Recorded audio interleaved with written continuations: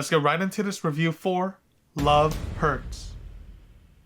Alright, so there was actually a dilemma in my local theater where a brief power outage happened halfway through my viewing of this film. The employees told us to wait about 15 to 20 minutes and that the showing would pretty much resume right where it left off. And after 20 minutes of waiting, we were told that due to more unforeseen technical difficulties, everyone had to leave the theater and we were given a free movie ticket plus a free popcorn ticket as an apology. Definitely a frustrating situation, but I really don't blame the workers. As rare as technical difficulties can be at the theaters, it can happen, and it was bound to happen to an avid moviegoer like me. So anyways, I was left in a bad spot because the next screening was going to take place like an hour later, and I didn't really want to wait that long. And on top of that, the notion of having to sit through the first half of this film again was not something I wanted to do. So here I am back home after that disappointing dilemma. If there's time, I'll probably check out the final half of the film once it does come out in the digital format. Anyways, this review will be more of an impressions video rather than a full-blown review since I only saw the first half of the film, but I will say I did formulate a pretty solid impression of how the rest of the film was going to turn out anyways, so let's just get right into it. Ke Huy Quan is for sure to stand out in the film.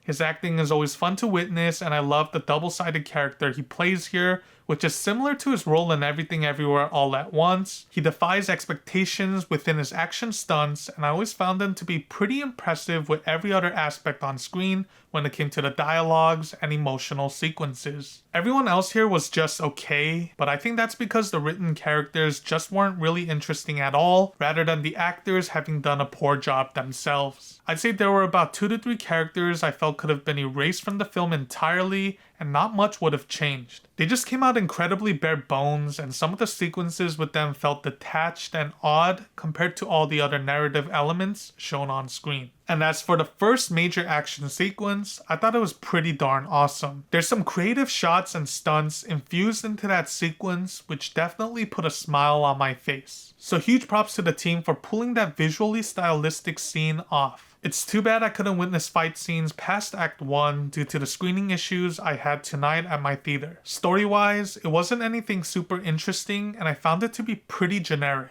It's probably due to the uninteresting side characters and the way the narrative is mostly a B-tier story that sometimes did dip into the C-tier level. Also, the dialogue was a hit or miss for the most part, as half the jokes didn't land correctly. Pretty much all of these elements didn't help with making the world and lore here more interesting. So my final score for Love Hurts after viewing half the film ends up being 6 out of 10.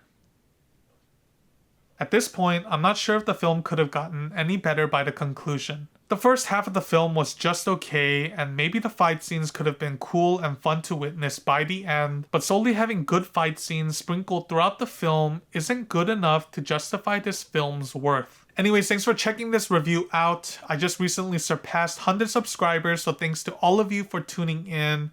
I didn't start this review channel with views, reputation, or growth in mind.